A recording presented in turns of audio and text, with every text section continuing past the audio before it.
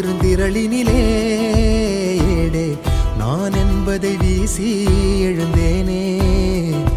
மனமே தான் என்பது போகும் பெருங்கணத்தினிலே கூவி வாவென்றொரு வாழ்க்கை சிறு குரலாய் அருளாய் பேச போகாதொரு ஆழம் தேடி நீந்தி நீந்தி மூழ்கி போவேன். வாழாதொரு வாழ்வை தீண்டி தெளிவில் பூப்பேன். வென்றவனுக்கும் தோற்றவனுக்கும் வரலாறு உண்டு. வேடிக்கை பார்த்தவனுக்கும் விமர்சனம் செய்தவனுக்கும் ஒரு வரி கிடையாது. தேனி மாவட்டத்தில் பிறந்த தேனியை போன்ற சுறுசுறுப்பான மனிதர். இளமையில் இராணுவத்தில் சேர விரும்பி வாய்ப்பு கிடைக்காமல் புறக்கணிக்கப்பட்டவர். ஆனாலும் தடைகள் பல தாண்டி பீனிக்ஸ் பறவையைப் போல் சாதித்து நிற்பவர் திருவாளர் ராஜ்கண்ணன் அவர்கள்.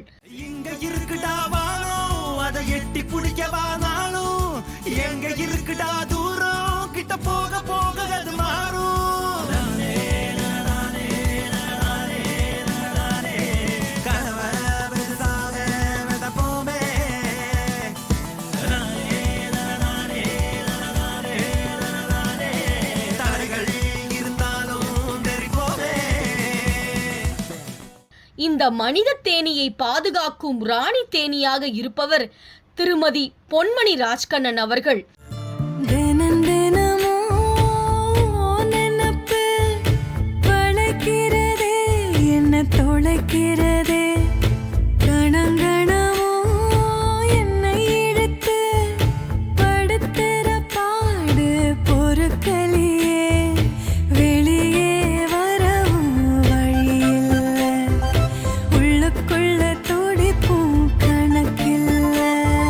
வெளியே வரவும் வழியில்ல, உள்ளுக்குள்ள துடிப்பும் கணக்கில்ல. இந்த இணையர் தாங்களால் உழைத்து கிடைத்த பணத்தை பல்வேறு நற்பணிகளுக்கு அர்ப்பணிக்கும் உன்னதமான தம்பதியர்.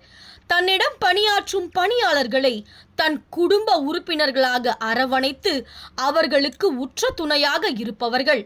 நேதாஜி சுபாஷ் சந்திரபோஸ் கட்டுமான தொழிற்சங்கத்தின் கோவை மாவட்ட தலைவர். ஏழை எளிய மக்களின் முன்னேற்றத்திற்கு பெரிதும் உதவியாக இருப்பவர்கள்.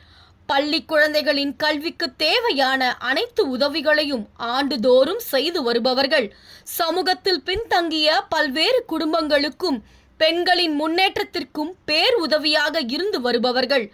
இப்படிப்பட்ட முன்னுதாரணமான தம்பதிகளான திருமதி பொன்மணி திரு ராஜ்கண்ணன் அவர்களுக்கு அஞ்சல் தம்பதியர் விருது வழங்குவதில் தாய் தமிழ் அகாடமி பெருமிதம் கொள்கிறது.